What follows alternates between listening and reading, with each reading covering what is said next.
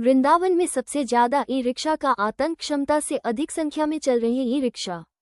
तीर्थ नगरी वृंदावन में ई रिक्शा की संख्या बहुत ही ज्यादा देखने को मिल रही है, जिसका आलम ये है कि नगर में जगह जगह जाम देखने को मिल रहा है। और तो और सबसे ज्यादा लंबी लाइन ई रिक्शा की ही दिखाई देती है।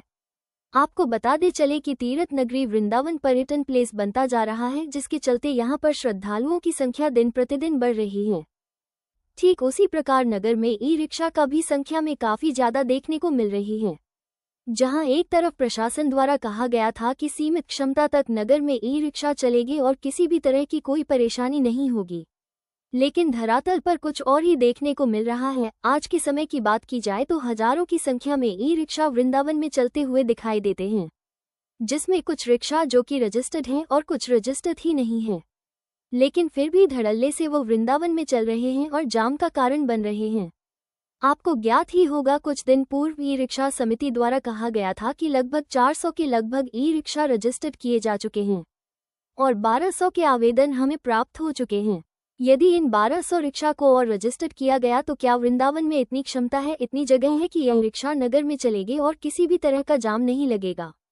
आज के समय की बात की जाए तो लोगों के अनुसार हजारों की तादाद में ई रिक्शा नगर में चलते हुए दिखाई देते हैं और जाम भी लंबा लंबा देखने को मिलता है।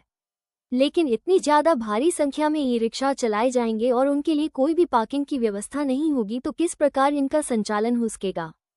क्योंकि ई रिक्शा समिति द्वारा इसे सुविधा शुल्क के नाम पर 1500 रुपये लिए जाते हैं, वह भी प्रत्येक माह के। लेकिन क्या ई रिक्शा समिति और प्रशासन द्वारा कभी यह ध्यान दिया गया है कि उनके लिए पार्किंग की व्यवस्था की गई हो, जहां एक तरफ खड़े होकर यह सवारी बता सके और जाम की समस्या उत्पन्न न हो, क्योंकि ई रिक्शा चालक किसी भी स्थान पर खड़े हो जाते हैं और सवारी के लिए रिक्शा को कहीं भी खड़ा कर देते हैं, जिसके चलते नगर के विभिन्न तिराहा और चौराहा पर जाम देखने को मिलता है।